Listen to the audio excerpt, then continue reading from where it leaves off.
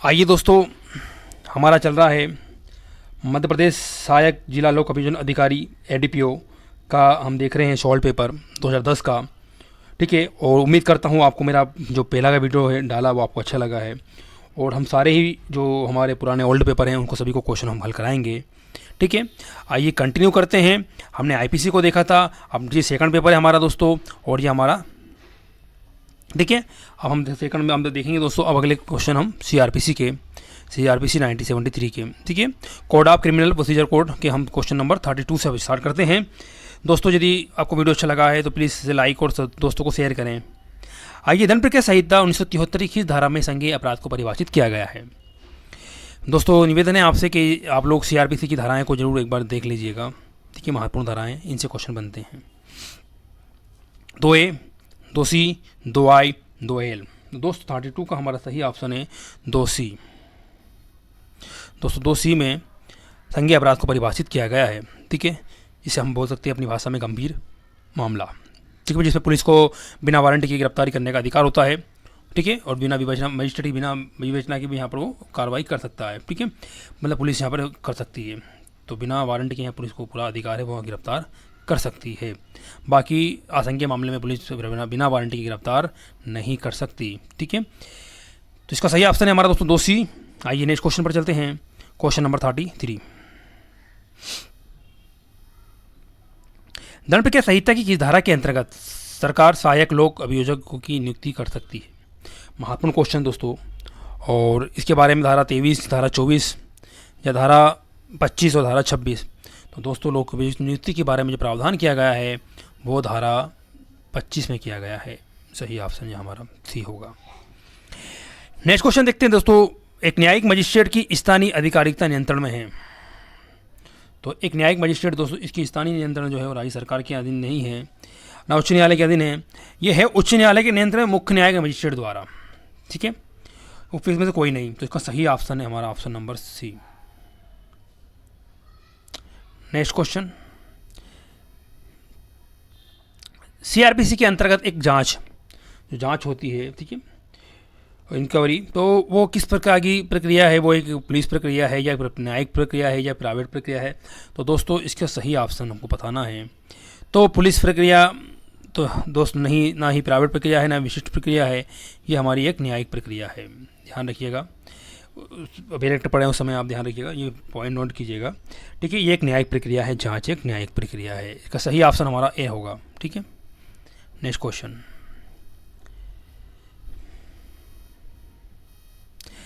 एक संज्ञेय मामले में पुलिस को अपराधिकार है। दोस्तों इसके बारे में हमने धारा 2C में वो देखा था। ठीक है, अब समझ लेते हैं इसका सही ऑप्शन क्या है। बिना वारंट गिरफ्तार करने का अधिकार है दोस्तों। बिना मजिस्ट्रेट की अनुमति के अपराध की विवेचना करने का भी अधिकार है दोस्तों। सही बात है, दोनों सही है क्या? जी दोनों सही है। सही ऑप्शन हमारा यहाँ पर उपयुक्त का और खा दोनों का अधिकार है पुलिस अधिकारी को। ठीक है, आइए नेक्स्ट क्वेश्चन पर। एक मजिस्ट्रेट को किसी अपराध की विवेचना करने हेतु पुलिस को निर्देश जारी करने की शक्ति किसके अंतर्गत प्राप्त है? तो दोस्तों मजिस्ट्रेट पुलिस को निर्देश जारी किस धारा के अंतर्गत कर सकता है? तो दोस्तों सीआरपीसी की धारा 156 तो सही है, लेकिन उससे क्लोज 3 में ये बात कही गई है। आइए ऑप्शन देखते हैं। धारा 156 1 दंड प्रक्रिया संहिता, 2 दंड प्रक्रिया संहिता और 3 तो क्लोज 3 सीआरपीसी 1973 की क्लोज 156 की क्लोज 3 में इसको बताया गया है। सही ऑप्शन यहाँ पर दोस्तों हमारा सी होगा। Next question, question number 38। दंड प्रक्रिया संहिता की धारा 260 में उल्लेखित अपराधों का संचित विचरण कौन सा न्यायालय कर सकता है? 260 में संचित विचरण की जो बात कही गई है, ठीक है, वो कौन सा न्यायालय कर सकता है? तो दोस्तों आइए देखते हैं।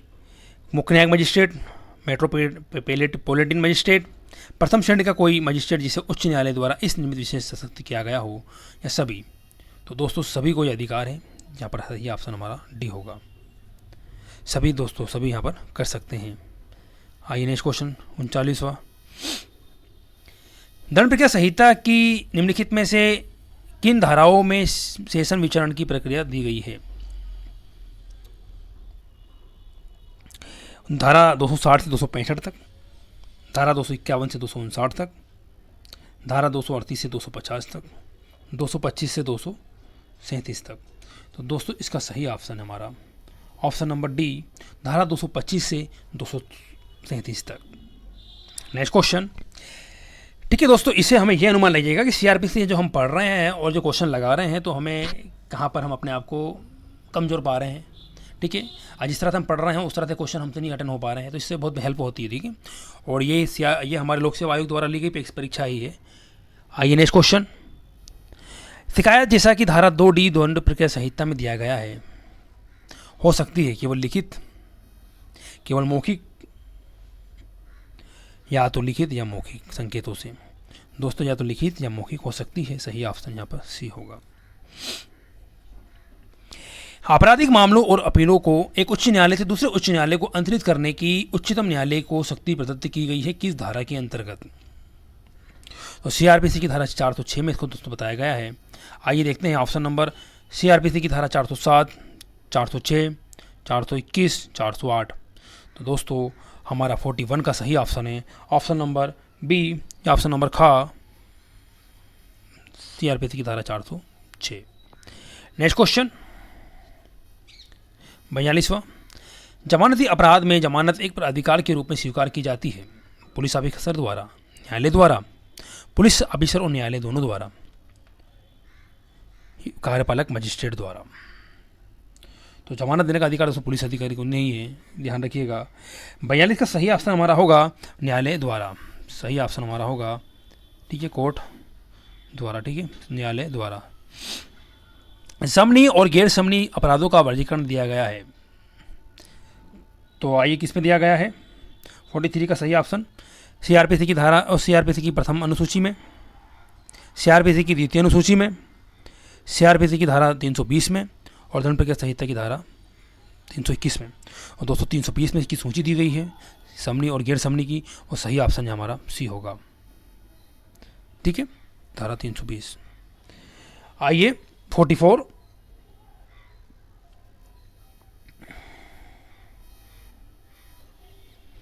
निम्नलिखित में से दंड प्रक्रिया संहिता का कौन सा प्रावधान अपील से संबंधित नहीं है? दोस्तों बाकी हमारी 3 धाराएं ऐसी हैं जो अपील के बारे में प्रावधान करती हैं। ऐसी कौन सी धारा है जो अपील के प्रावधान नहीं करती है? तो 44 का सही ऑप्शन बताना है। 86 भी सही है, 49, 449, 450 और 454। दोस्तों सही ऑप्शन है हमारा 44 का सी गा 450। 450 में अपराध का प्रावधान नहीं है। Next question. दस्तावेज अथवा वस्तु की खोज के लिए वारंट कौन जारी कर सकता है? किसी दस्तावेज है या वस्तु की खोज के लिए वारंट कौन जारी कर सकता है? कोई भी न्यायालय, पुलिस अधीक्षक, केवल प्रथम श्रेणी मजिस्ट्रेट, केवल सत्र न्यायालय। दोस्तों कोई भी न्यायालय यहाँ पर जिसके अधिकारिता में हो वो कोई भी यहाँ पर न्यायालय कर सकता है। सही ऑप्शन 45 का होगा। आइए 46 पर देखते हैं। किसी संज्ञेय अपराध के बाद जब पुलिस अधिकारी या पुलिस किसी मामले को दर्ज करती है तो उस केस का पंजीकरण किस धारा के अंतर्गत आता है? महत्वपूर्ण क्वेश्चन। आइए 46 का सही ऑप्शन देखते हैं।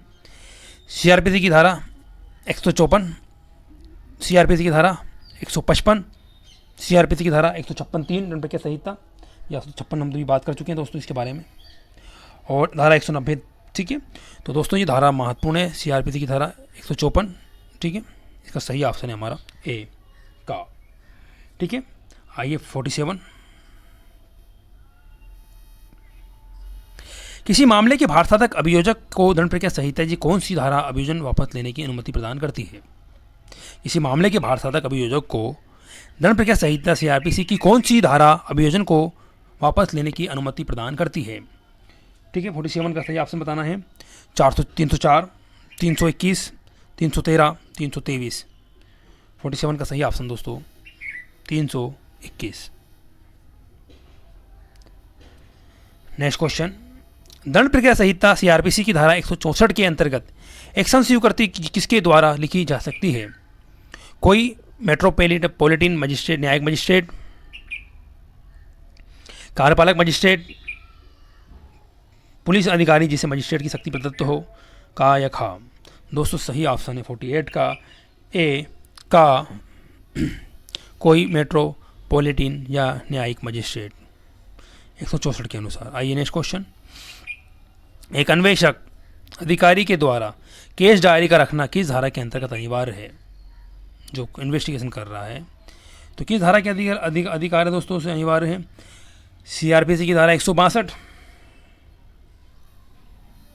सीआरपीसी की धारा 167, 172 और 174। तो 49 का सही ऑप्शन है हमारा ऑप्शन नंबर सी, सीआरपीसी की धारा 172। नेक्स्ट क्वेश्चन, सीआरपीसी की धारा 95 के अंतर्गत की गई समापहरण की घोषणा को अपस्थ करने की शक्ति किस न्यायालय को है? कौन न्यायालय अपस्थ कर सकता है? सत्र न्यायालय, उच्च न्यायालय, न्यायिक मजिस्ट्रेट या सर्वोच्च न्यायालय? तो 50 का सही ऑप्शन है हाई कोर्ट, उच्च न्यायालय।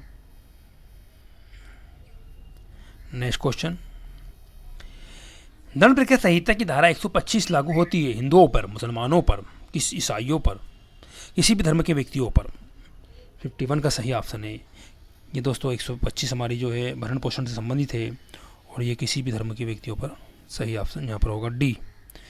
ठीक है, नेक्स्ट क्वेश्चन देखते हैं 52वां, एक आपराधिक मामला न्यायिक मजिस्ट्रेट द्वारा सत्र न्यायालय को किस धारा के अंतर्गत सुपुर्द किया जा सकता है? एक आपराधिक मामला न्यायिक मजिस्ट्रेट द्वारा सत्र न्यायालय को, ठीक है, नीचे वाले चरण अपने ऊपर वाले मजिस्ट्रेट को क्या करेगा? ट्रांसफर करेगा, अंतर्गत करेगा, सुपुर्द करेगा। तो किस धारा के अंतर्गत बताया गया है? तो 52 का सही ऑप्शन है 209 सीआरपीसी, 323 सीआरपीसी, 324 सीआरपीसी और सीआरपीसी की धारा 309 और 209 और 323। सही ऑप्शन है हमारा डी, उपयुक्त का और खा दोनों। नेक्स्ट क्वेश्चन, सीआरपीसी की धारा 438 अधीन जमानत स्वीकार करने का क्षेत्राधिकार निम्न में किस न्यायालय को है? ठीक है, 438 के बारे में आपको बता चुका हूँ, इस धारा से आप परिचित होंगे। जब हमने पढ़ा था, कौन सा एक्ट पढ़ा था? SC/ST एक्ट, ठीक है, जिसमें जमानत का प्रावधान बताता है 438 का लागू ना होना। ठीक है, धारा हमने 18 में देखा था ना, SC/ST एक्ट में वो धारा है दोस्तों यहाँ पर बात करती है। तो किस न्यायालय को है यह अधिकार? न्यायिक मजिस्ट्रेट को भी है, सत्र न्यायालय को है, उच्च न्यायालय को है। तो दोस्तों इसमें जो अधिकार है वो सत्र न्यायालय को है और उच्च न्यायालय को है, न्यायिक मजिस्ट्रेट को नहीं है। इसलिए दोनों, ये दो ऑप्शन डी हमारा सही होगा, खा और गा दोनों। ठीक है, नेक्स्ट क्वेश्चन, दंड प्रक्रिया संहिता ये कौन सी धारा किसी न्यायालय को परिसीमा काल के अवसान के बाद भी, परिसीमा काल जो दिया गया है उसके बीत जाने के बाद भी किसी अपराध का संज्ञान लेने की अनुमति देती है? धारा 473, 468, 472, 471।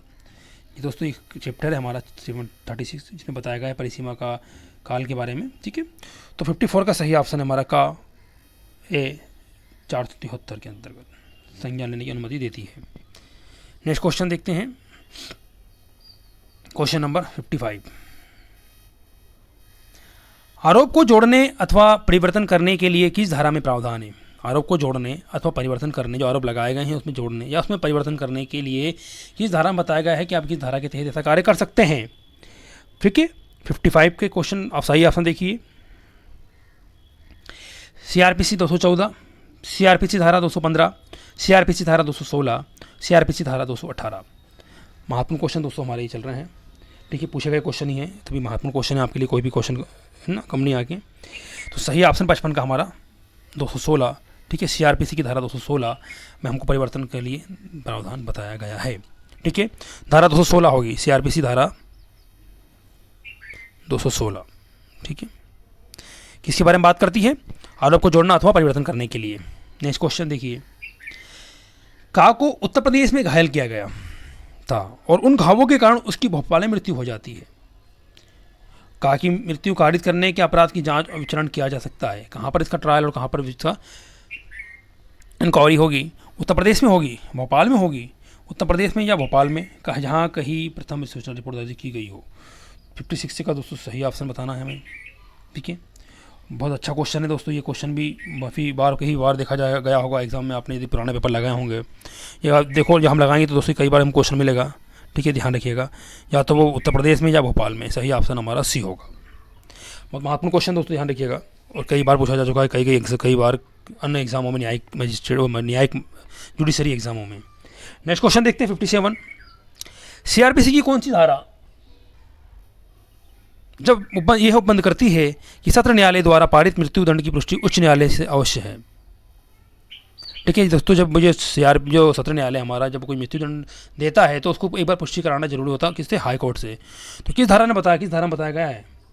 तो धारा 366 दोस्तों इसके बारे में प्रावधान करती है।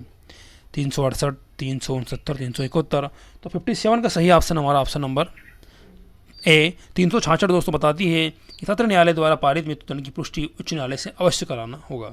ठीक है, जो सत्र न्यायालय किसी को मृत्युदंड देता है तो उसकी पुष्टि एक बार हाई कोर्ट से होती है। ध्यान रखिएगा, ये धारा 366 इस बारे में प्रावधान करती है। Next question 58।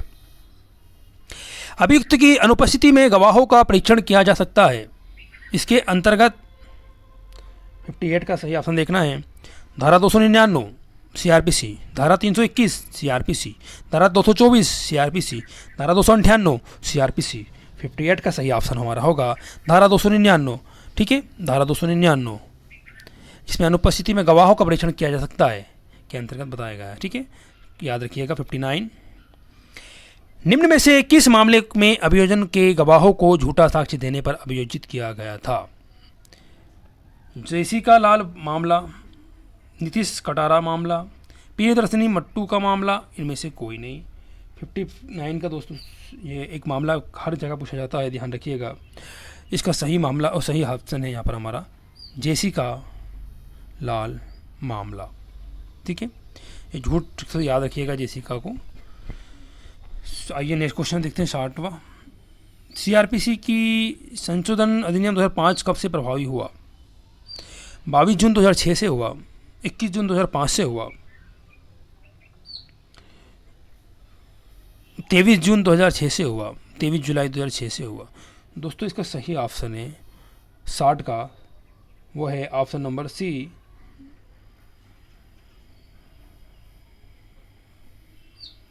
ठीक है, 23 जून, ठीक है, 2006 से ये इसे पारित किया गया। Next question. अभ्यासिक अपराधों से सदाचार के लिए प्रतिभूति ली जा सकती है किसके अंतर्गत? इसके अंतर्गत धारा 107 के अंतर्गत, धारा 109 के अंतर्गत, धारा 110, धारा 133। 61 का सही ऑप्शन बताना है। इसका भी हमारा सही ऑप्शन होगा सी, धारा 110 के अंतर्गत। ठीक है, जो अभ्यासी जो अपराध करते रहते हैं ऐसे व्यक्तियों के लिए प्रतिभूति ली जा सकती है धारा 110 के अंतर्गत। Next question, question number 62। निम्नलिखित में से किसको लोक प्रदूषण हटाने का अधिकार प्राप्त है? न्यायिक मजिस्ट्रेट प्रथम श्रेणी, द्वितीय श्रेणी, कार्यपालक मजिस्ट्रेट, सत्र न्यायालय। 62 का सही ऑप्शन हमारा यहाँ पर भी सी होगा। कार्यपालक मजिस्ट्रेट जो होता है दोस्तों तहसील में, ठीक है, विकास खंड स्तर पर, वो उसको अधिकार है कि वहाँ से प्रदूषण हटाने का अधिकार उसको दिया गया है। ठीक है, बाकी न्यायालय तो आप जानते ही होंगे का क्या कार्य है। ध्यान रखिएगा, न्याय कार्यपालक मजिस्ट्रेट और न्यायिक मजिस्ट्रेट दो अलग अलग होते हैं, इस बात को आप जानते होंगे। नेक्स्ट क्वेश्चन बात करता है सीआरपीसी की निम्न में से किस धारा के अंतर्गत पुलिस अभियुक्तों को बिना वारंटी के गिरफ्तार कर सकती है? देखिए कौन सी धारा में बताया गया है। 63 का सही ऑप्शन, 38, 41, 39, 40। 233 का सही ऑप्शन है हमारा ऑप्शन नंबर बी खा, धारा 41, धारा 41 सीआरपीसी दोस्तों। ठीक है, ये हमारे हुए दोस्तों सीआरपीसी के महत्वपूर्ण क्वेश्चन। आइए नेक्स्ट क्वेश्चन, अब नेक्स्ट हम चलते हैं एविडेंस एक्ट पर। ठीक है, देखिए दोस्तों एक महत्वपूर्ण बात, एक हमारा सीपीसी है, वो सॉरी सीआरपीसी इसमें से हटा दिया गया है। एक हमारा सीआरपीसी है, एक एविडेंस एक्ट है जिसको हम देख रहे हैं एक्ट, एक हमारा आईपीसी एक्ट है दोस्तों। ये महत्वपूर्ण एक्ट हैं, ध्यान रखिएगा किसी भी एग्ज़ाम में। ठीक है, चाहे सिविल जज की एग्ज़ाम हो दोस्तों, उसमें भी इनमें 15-15 नंबर के क्वेश्चन पूछे जाते हैं। डीएलओ हो, ठीक है, या हम एडीपीओ की बात करें तो ये हमारे सबसे महत्वपूर्ण एक्ट हैं। इन्हें आप बहुत अच्छे से गहराई से इसे डीप में समझने की कोशिश करें, यहाँ से हमें अच्छे खासे क्वेश्चन देखने को मिलेंगे। अभी तक हमने सिर्फ आईपीसी और सीआरपीसी को देखा, जिसमें हमने कितने क्वेश्चनों को देखा दोस्तों,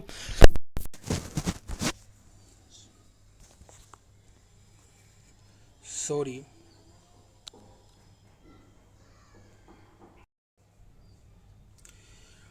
दो सब्जेक्ट दोस्तों हमारे ना, आईपीसी और सीआरपीसी। 63 क्वेश्चन हमने देखे अभी तक, ठीक है।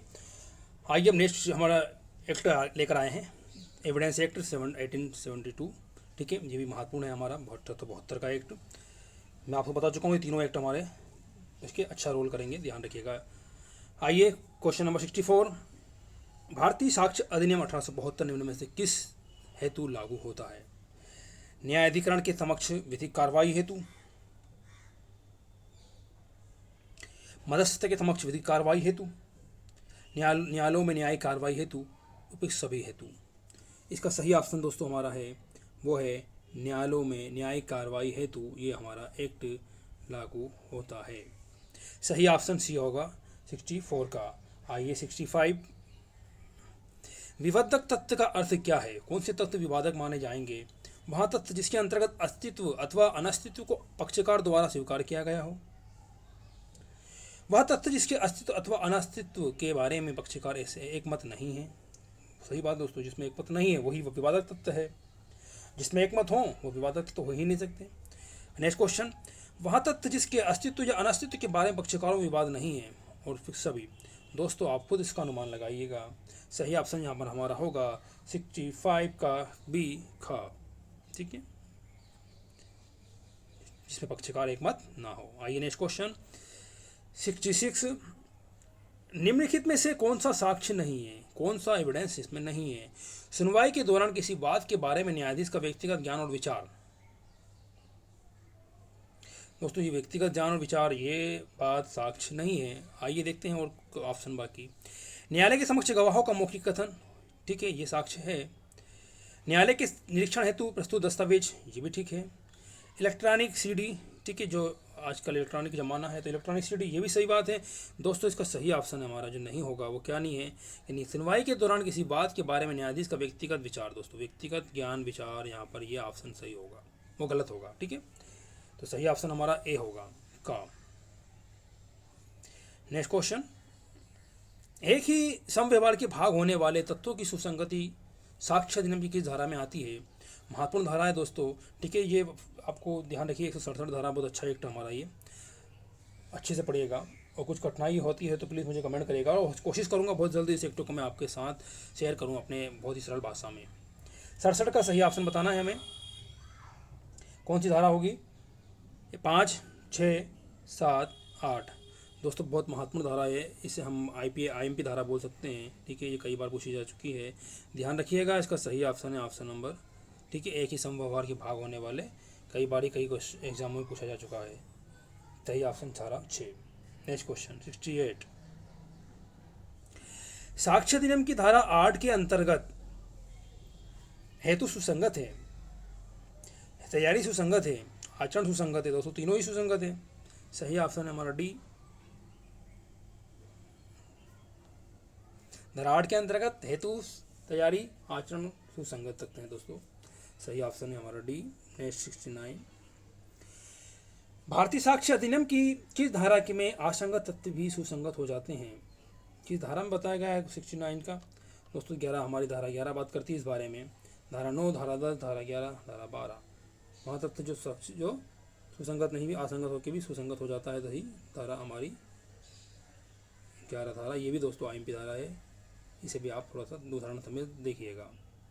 नेक्स्ट क्वेश्चन, साक्ष्य अधिनियम की किस धारा के अंतर्गत न्यायाधीश साक्ष्य की ग्रहता के बारे में निश्चय करेगा? धारा 135, धारा 136, नेक्स्ट धारा 138, धारा 144। तो दोस्तों जो सही ऑप्शन है हमारा ऑप्शन नंबर बी, धारा 136। स्वीकृति किसे करने वाले पर बंधनकारी है? जहां तक कि वह तथ्यों से संबंधित है, जहाँ तक कि वह विधि से संबंधित है, तथ्य व विधि दोनों से संबंधित है, उपयुक्त में से कोई नहीं। दोस्तों जहाँ तक कि वह विधि से संबंधित है, ऐसे तथ्य बंधनकारी हैं।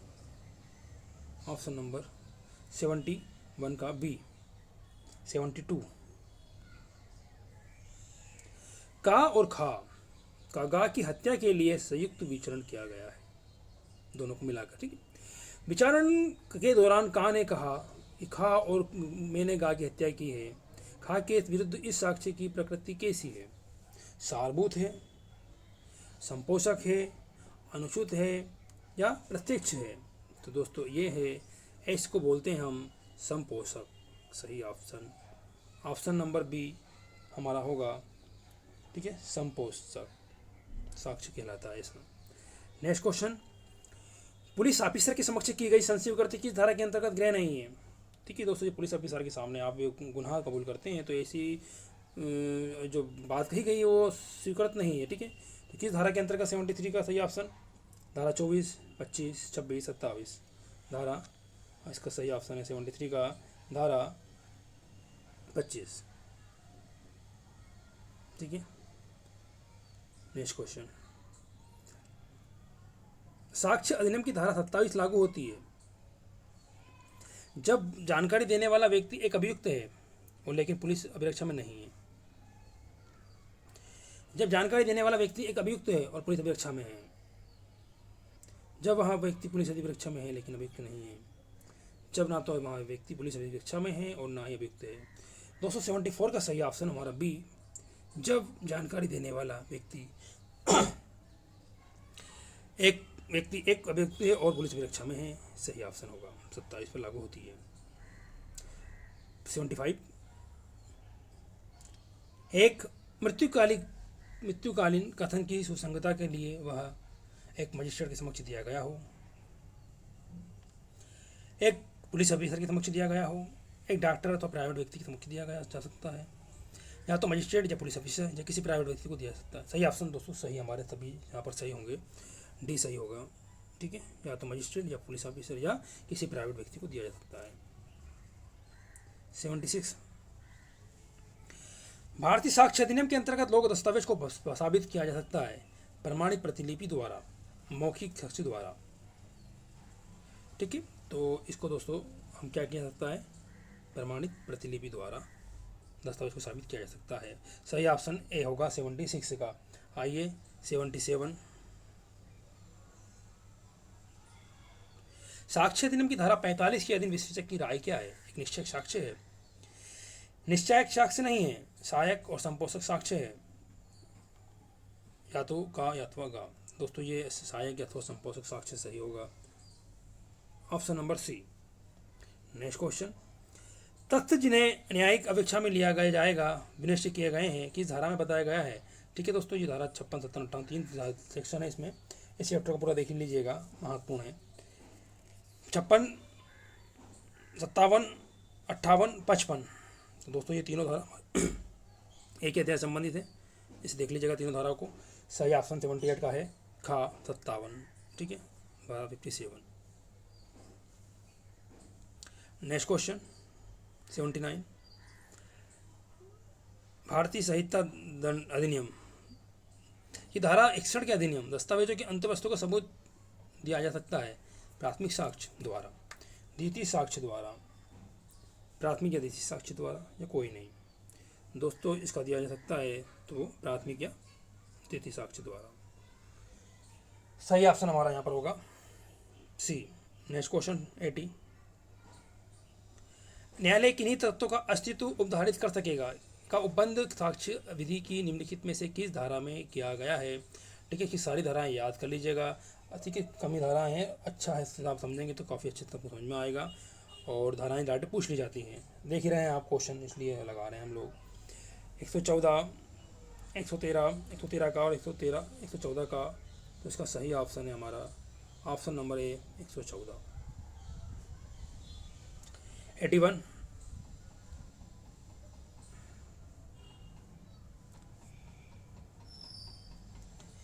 निम्नलिखित में से कौन से दस्तावेज लोक दस्तावेज हैं? प्रभुत्व संपन्न अधिकारियों के दस्तावेज सही है, सही बात है दोस्तों। शासकीय निकायों के दस्तावेज भी सही हैं, अधिकरणों के दस्तावेज, तो ऑप्शन यहाँ पर सही होगा, डी हमारा सही ऑप्शन होगा। नेक्स्ट क्वेश्चन देखिए, साक्ष्य के अनुचित ग्रहण के लिए नवीन विचारण नहीं होगा और का उपबंध साक्ष्य अधिनियम की किस धारा में किया गया है? दोस्तों ये हमारी साक्ष्य अधिनियम की धारा, ये अंतिम धारा है, ठीक है।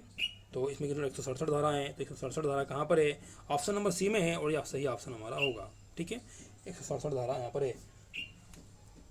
ठीक है, सो ये 167 में बताया गया है।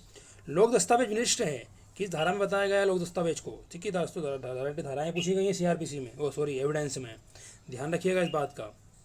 83 का सही ऑप्शन बताना है हमें। 72, 73, 74, 75, तो दोस्तों 74 में लोक दस्तावेज को बताया गया है, इसके बारे में बताया गया है। ठीक है, नेक्स्ट क्वेश्चन, इलेक्ट्रॉनिक परमाणु की ग्रहता संबंधित है किस धारा में? धारा 65, धारा 66, धारा 65 का, धारा 65 खा। 84 का सही ऑप्शन है हमारा ऑप्शन नंबर ये डी 65 खा। भारतीय साक्ष्य अधिनियम की धारा 65 खा में बताया गया है। आइए 85, आपराधिक मुकदमों में सबूत का भार अभियुक्त पक्ष पर है कि वह अभियुक्त को दोष सिद्ध करे, अभियुक्त पर है कि वह अपनी दोष निर्दोषता सिद्ध करे, दोनों पक्षकारों पर है, या इनमें से कोई नहीं। सही ऑप्शन दोस्तों हमारा अभियोजन पक्ष पर है कि वह अभियुक्त को दोष सिद्ध करे, ये सही होगा।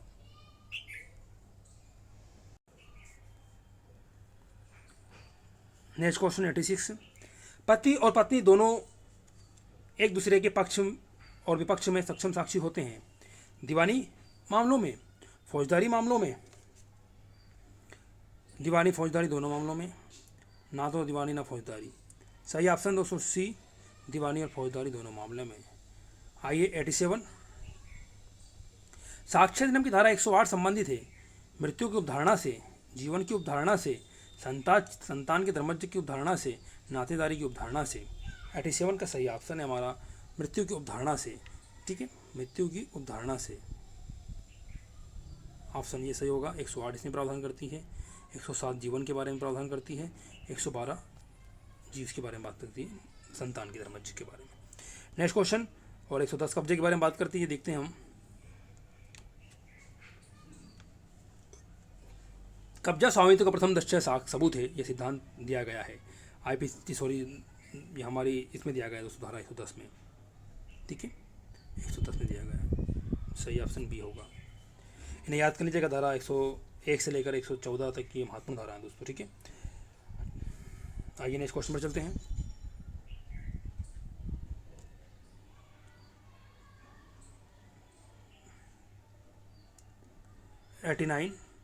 विबंधक एक नियम है दीवानी का, फौजदारी का, दीवानी फौजदारी दोनों का।